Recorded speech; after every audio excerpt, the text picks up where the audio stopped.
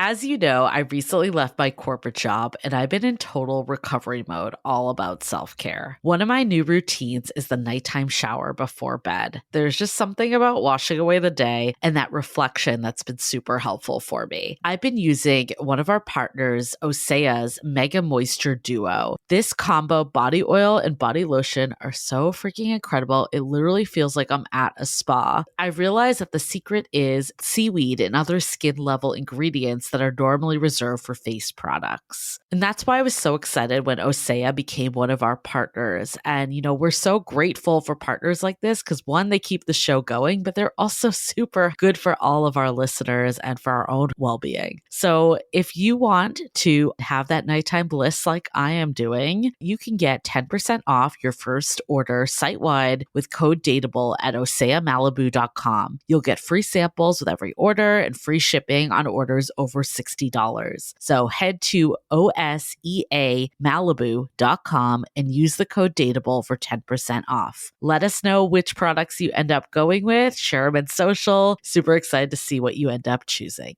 I was so excited to get my shipment from Last Bottle Wines in the mail the other day, full of incredible red wines, all from Napa Valley. I love wine tasting, so having this to my door couldn't be happier. Also, couldn't be more excited that today's episode is brought to you by Last Bottle Wines. If you don't know already, they're a Napa-based online wine shop with a twist. They offer just one handpicked wine per day until it sells out, and they're always at incredible prices. We're talking 30 to 70% off retail. And the best part is that there's no subscriptions, no fees, and no minimum purchase. And I could not be more excited to bring this offer right now because they're having a marathon sale, which is coming up March 28th and 29th. Even better, we're offering Dateable listeners 10% off your first order with code Dateable. So if you are a wine lover like me, this is a great time to join. And did I mention that shipping is 100% free? So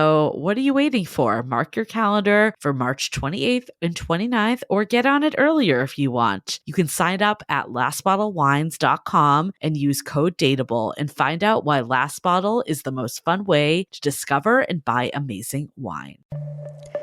The Dateable podcast is an insider's look into modern dating that the Huffington Post calls one of the top 10 podcasts about love and sex. On each episode, we'll talk to real daters about everything from sex parties to sex droughts, date fails to diaper fetishes, and first moves to first loves. I'm your host, Yue Xu, former dating coach turned dating sociologist. You'll also hear from my co-host and producer, Julie Krafchick, as we explore this crazy dateable world. Hello, Brunch Day. Happy Brunch Day. Welcome to Brunch Talk, where we dissect one question that you all have sent over, and we'll give our take on what we think of that question. Welcome to this lovely meal that you're having. I don't know what you're having, but it smells delicious. I feel like Sunday is the best day just because it is brunch day. And you get this in your ear every Sunday now. Do you get Monday scaries or Sunday scaries? It's the Sunday scaries. I don't know. I actually kind of enjoy Sunday nights because I feel like it's a time to chill out. It's a good, TV zone free pass. Yeah, like don't have to think ever that night. It is nice. Do you get Sunday scaries? Oh my God, totally. I don't get Sunday scaries because of work, but I just get Sunday scaries because I have to turn on my brain again. Oh my God. I have to be on Monday. I feel like I'm just too tired on Sunday sometimes to even get scaries. You get the Sunday tires. Yeah, exactly. But Sunday is a good time, or at least during brunch is a good time to ask your friends some questions about your dating life. We've all been there. Julie and I have been at hour-long 5 to 6 sessions. hour sessions during brunch where the restaurant's like, get the fuck out of here. You've already finished your meal like 3 hours ago. What are you still talking about? And here we are dissecting the texts, scrolling through profiles, being like, what do you think he means by this? Yes. And some of that I think is good, but some of that is a giant waste of time. So we're here to give bigger picture. But I think an alternative outside of brunch too is tea time, afternoon tea. You and I have had some steamy sessions there. Who would think that afternoon tea would be steamy? I feel like that's where the best stories came out. That's why they invented afternoon tea. It was for the steamy stories to come out, after a few glasses of tea. It feels so proper, Yeah. But that's where people get dirty. All hopped up on tea. All hopped up on that spiked tea. They do spiked tea now for afternoon tea. Yeah, they taken it up a notch. I think after quarantine, these restaurants are like, you know what? How can we spice up our afternoon tea? Let's just add a bunch of alcohol to it and people will be fine. There we go. Well, let's do our tea right now. Our tea. Give us a tea. The question for this episode is, how can I stay emotionally available when I've been burned one too many times? So for more context, what was written in, and we've heard this a bunch of different times in different forms, but the one that we got that stood out was, I know I have to be emotionally available for a relationship. And then we're told in dating that we should be closed off, but that doesn't work either. So it's like, how do I balance both and not just be an eager beaver for every new person that comes along, but also don't get so closed off that I don't have that skill that's going to be needed for an actual relationship? I hear that pain. There's a lot of mental contradictions when it comes to dating. It's like, make space for someone, make space for someone in your heart, stay emotionally available. But then if you've experienced many breakups or disappointments, as small as someone ghosting you after a few dates, or as big as getting out of a 10-year relationship that you thought was going to last forever, I totally get it, because then how do you stay emotionally available when you're also trying to protect yourself? You're trying to protect your heart. So I understand what this conversation or this question is coming from. I think my initial thought is there are two tracks of dating that we should all try to, to master these two skill sets. One is making space, being emotionally available, and also diving into people and not writing them off right away. I think like actually spending time with people. The other skill set is when something doesn't work is to say, that was never the person for me anyway. That wasn't the person. Okay. And then being able to walk away from that. It's not so much like the whole, I have to close myself off to people now because I don't know who's going to hurt me. It's more that, you're still on your path and you're still moving forward. It's just that last person was not the person for you. Yeah, I remember going through this in my dating journey and talking to Nikki Nova, who is one of our past guests, who is a medium. And I remember her saying, like, you are going to encounter some times that make you almost go into a jaded territory, that you're going to have disappointments with dating, but what you need to do is just keep pushing through. And that actually really helped me, because when I saw them, I was like, oh, this is part of my journey. Because she also was like, you're going to meet your person by this birth year. You can agree or disagree with mediums, but I think what helped me was knowing that it's going to work out regardless of what's happening current day. And I think sometimes it's hard to see the future because we're in the present. We have a present bias that what we're in current day feels like that's what we're going to be in forever, in eternity. But if we can see how like our lives have ebbed and flowed for years, that we go through different stages, and what today is doesn't mean that's what's going to be for tomorrow. I think it helps to be like, okay, this is just going to be a blip on my path. Easier said than done. I know when you're in it and you get excited about someone, it's really hard to do that. But I also think there's a difference between being emotionally available and open versus having expectations or having like realistic expectations. I think we need to remember that we oftentimes do not know the people we're going out with that much. Like we've met them one time, we've had maybe a couple convos on a dating app. Like we don't know enough about this person. We realistically do not know how they are going to show up for a relationship, especially like if we haven't even given them a chance to see what their follow through is like, or what their consistency is, or are they trustworthy, are they honest, all the qualities that matter. And so often we get stuck on, what's good on paper. Staying open is different than, I don't think it means that you have to be closed off, but being realistic is I'm going to invest when someone is also investing in me, or when I've seen that they earned my investment, essentially. We hear so many times of, and I get it, like love is a priority. We want to make it a priority. But we hear of people saying like, oh, I rearranged my schedule to fit this date in. But what if you looked at it like, until I really know this person and they've proven to me that they are someone I should be rearranging my schedule with, I will like make time for them on my schedule. And I don't think that's like, I don't know. I struggle with this for so long. Like it feels selfish and like that you're cutting off opportunity. But I also feel like that's how you don't get burned out. And that's how you continue to put yourself as the priority so you don't get hung up every time something doesn't work out. Yeah, it's like you have to keep living your life and not to have to pause for dating. Dating shouldn't be a job. It should never feel like a job. It should feel like such an added joy in your life. So if that joy is coupled with something else joyful in your life, like you're just going on with your day, doing the things that you love, and you happen to be dating someone or taking them on a date, that's the best way to date, right? Instead of like, oh, I have to go on this date. How, like, I'm dreading it because I don't know how it's going to turn out. So much of this is led with fear. We are so fearful of things not working out. We're so fearful of getting hurt. We're so fearful of disappointment. But if we didn't act because of the disappointment, nothing would ever fucking happen. There would be no action taken, and you would never see what's on the other side, only had you just stepped forward to see what's there. So we can kind of brush that fear aside, even though we all have it, kind of silence it and see, if I didn't have that fear, what would I do today? What would I do with the person I'm on a date with right now? What would I say to them if I had no fear with me? Just ask yourself that hypothetical question. You don't have to say whatever it is, but like, I think it really changes your mindset when you think, okay, I'm not fearful right now. Then I will give everything. Yeah. I think we need to get rid of the word emotionally detached. Like, I don't think that actually is going to help in dating either. No. While I agree that we don't want to think that every last person is the one and get our hopes up, being emotionally detached is playing games and showing that you're not interested. And I know from my experience, that shit does not work.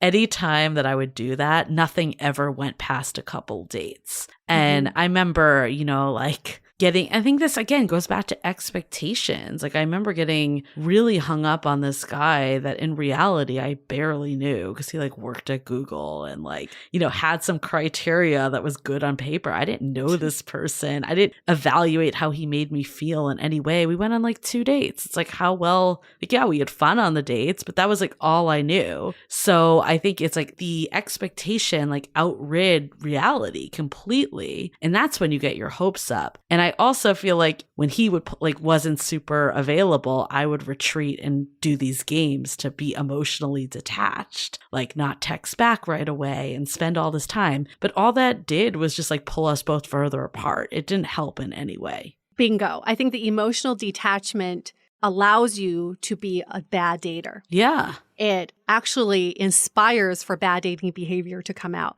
I'll give credit to my friend Sonika. I've told you this too as well, Julie. She said, I am so good in every other aspect of my life, but in dating, I go to the lowest common denominator because I don't want to show too much interest. I don't want to be the one initiating. And everyone's playing this game of relationship chicken, yet they all want to be in relationships. So then, of course, you're at a standstill because nothing is happening. And all you're trying to do is trying to go farther back and away from the person you're trying to date. It doesn't make any sense. Yeah, I was talking to a friend earlier and I was like, I mean this in the nicest way possible. And I don't mean it that I'm not here for you, but I kind of don't even need to hear about anyone that you haven't gone on like at least a couple dates with. Like if you've met them one time, and it's not because I don't want to hear and be there as a friend. It's because I don't want you to spend your mental energy, you know, obsessing over this person for longer than you actually met them. I think that's the perpetual feeling of this keeps happening to me. Why is everyone like this? And that's like what's going to cause a lot of burnout too. And a lot of times we feel like we're being emotionally open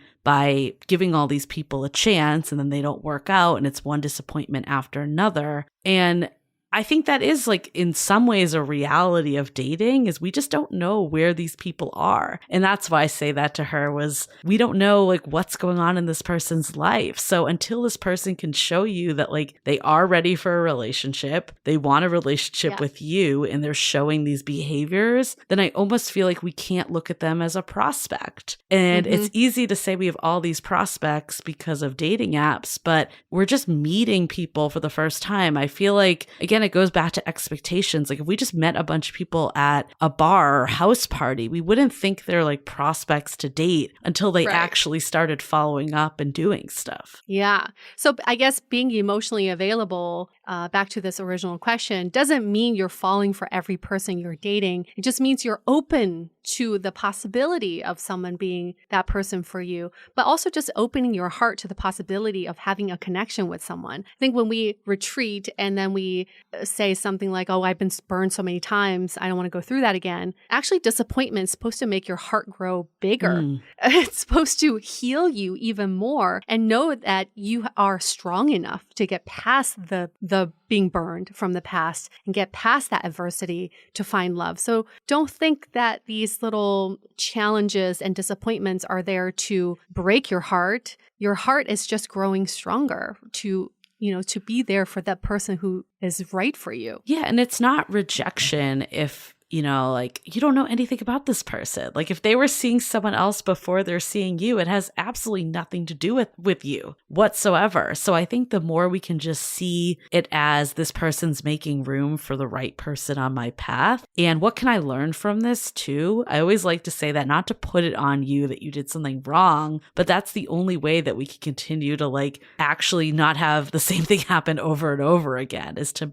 realize what some of our patterns and maybe even blind spots are. I think, for instance, like one of the things that we hear is this happens so often, so that's why it's painful. And that is a reality of modern dating, is that we have a quantity mindset, a numbers game. We hear people say that all the time. And with dating apps, you have zillions of people at your disposal all the time, which is a great thing because it gives you options, but it's also a bad thing because when this stuff happens, it magnifies the intensity. If it happened one time every 6 months versus 6 times in the matter of 1 month, like that feels very different just because of volume alone. So what if we started to like reset our standards? Again, being open for people that show us it's worth it to be open, and not being closed off to people that aren't, but just being like exploratory with them. Like I haven't figured out right now if I'm going to be super open or not. We're just in that exploration stage. And maybe the bar is, if they don't ask me out on a real date with a time and place and location by, a week into talking to them, like this person is no longer on that list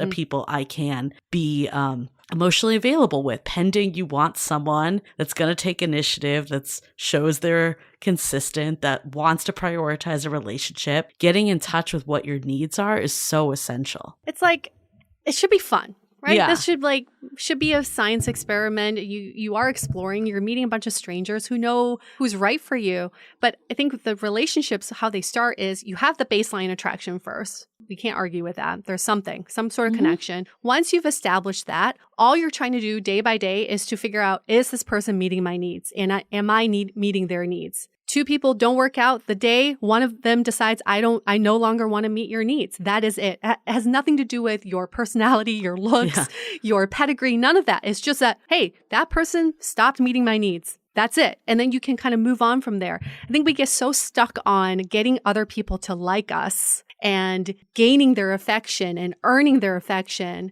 that we lose ourselves in the process. And we're like, wait, are my needs being met here? That's emotionally available, right? It's like, I'm being open to the fact that someone can meet my needs and I can meet theirs. Yeah, I'm open to the person that's going to show up for me, but I might not be open to someone that shows me elsewise. Yes. And I think the other piece is how, and this came from the question, is I feel burnt out by all the time I wasted talking to these people that don't work out. We got this from other comments too. It's like, I've spent 2 weeks messaging this person and now I've lost that time. How do you talk to people that are in that state? Like, how do we start to see that not as time wasted? Well, I mean, 2 weeks is really nothing. You are trying to get to know someone, and it does take time to get to know someone. And like we said before, it's like if you spend that time and you get to know each other and you realize you're not right, great.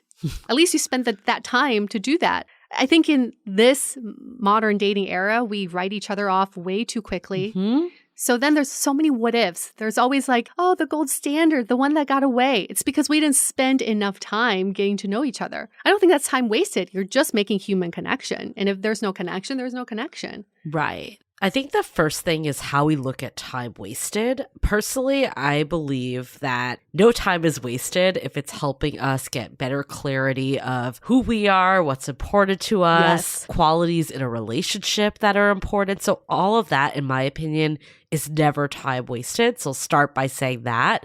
I do think the other piece, though, what is the time that you're spending? 'Cause texting can mean different things. You know, maybe it's that you know that, like, okay, I don't want to be in a texting black hole, and I do have a lot of stuff I need to do, and I don't want to look back and say I spent 2 weeks texting someone that I never met. Maybe there's a hard line boundary that you have of, I'm going to talk to this person on the phone, set up a time to meet, and if they're not receptive to that, like, now I know that they're not someone that's really interested in getting to know me. And I don't think that makes you not open. I think that makes you a smart dater, that you're prioritizing people that actually want the same thing as you. There's so many people to cycle through with. I think actually what can get in the way is when you think every last person actually is a potential soulmate, right? Because then you're like, how do I even like go through all these people? And I think what we need to do is just like, how do they show up? Not just their resume, right? Because that's not the right criteria. And like so many times when you say like, make a checklist of what you're looking for, it's all about how they look, what job they have. Yeah, superficial. But like, what if we turn it to, you know, I want someone that can commit to plans in a week, if that's super important. Like that's not too much to ask at all. And on the flip side, there are people who are I call them the testers. They're just putting all these tests to see if the other person is living up to their expectations. Like the one sitting back being like, well, if he doesn't text me in 3 days, I'm not going to talk to him. If he doesn't ask me out, or if she doesn't do this, and then they end up doing nothing because they're just trying to test the other person. You don't want to get in that situation either, because nobody's going to step up to you if you don't step up to them. You can't be the one waiting to have other people show their interest in you. That's not a partnership. Right. No, 100%. I'm definitely not saying that with this. I think it's like, what can you do to control the situation as much as you can, which is only yourself. It's like, if you want, you know, like, let's say you want to meet someone that's committing to a plan, maybe you need to be the one that suggests that plan and seeing how receptive they are to it. I agree with you. You can't just be waiting there, having them read your mind of if they're going to follow those rules. Yeah, it's so interesting because some people feel like it's very much me against them. So it's like, oh, it's a tit for tat situation. I've done this. Let's see if they do that back. And unfortunately, that's not how partnerships work. I don't know about you, Julie, but it's like, do you ever sit there and look at your boyfriend like, well, I did this, so is he going to do that back? Because if he's not, I'm going to be mad at him and I'm not going to tell him. Right. It's so interesting. And that kind of goes back to the overarching question of like, why do we have a different skill set in dating as relationships? And I actually don't think it's a different skill set. And I think maybe part of the problem is we're looking at it as a different skill set. Kind of what you were just saying. You wouldn't do this in a relationship. It's being smart about who you're open to is really the end piece, I think. I think the very last thing is like taking inventory of what burns you out is important. So if texting repeatedly or doing draining video calls or, you know, going on 5 dates in a week or even a date a week is draining, whatever that is, understanding that plus balancing it with things that are energizing to you is really important. So even if you have all these people that want to date you, that would be a fun situation. But I think having that, boundary, I hate the word boundary, but I do think it's important because it makes you not burn out when you've realized and understand yourself. I remember when I was dating, I would always have friend night on Friday, regardless. Whoever was in the picture, like Wednesday was my designated night to go on a date. And maybe you don't have to be this rigid, but for me, it was really helpful. It was either I set up a date Wednesday, or I did a video call Wednesday, or if I didn't have anyone in my pipeline, maybe I went out to a place that I could like engage with other people Wednesday. But that would help because it would allow me to balance the other parts of my life. I think sometimes with dating, we feel like it needs to be we need to go and go on every last date that's presented to us. And I don't think it needs to be that way, as long as like you're, being open to people and not like ignoring them, obviously. Right. Lovely. Hope that answered the question. Would love to hear more questions come in as well. You can email us at hello@dateablepodcast.com or DM us on Instagram @dateablepodcast. We're looking forward to all the questions you're all sending, and we're going to try to go through all of them through our brunch talk on Sundays. Okay, we're going to wrap this up. We'll see you all next week for brunch talk. See you later. Have a good one. The Dateable Podcast is part of the Frolic Podcast Network. Find more podcasts you'll love at frolic.media/podcasts. Want to continue the conversation? First, follow us on Instagram, Facebook, and Twitter with the handle @Dateable Podcast. Tag us in any post with the hashtag #StayDateable, and trust us, we look at all of those posts. Then head over to our website, dateablepodcast.com. There you'll find all the episodes as well as articles, videos, and our coaching service with vetted industry experts. You can also find our premium Why series, where we dissect, analyze, and offer solutions to some of the most common dating conundrums. We're also downloadable for free on Spotify, Apple Podcasts, Google Play, Overcast, Stitcher Radio, and other podcast platforms. Your feedback is valuable to us, so don't forget to leave us a review. And most importantly, remember to stay dateable.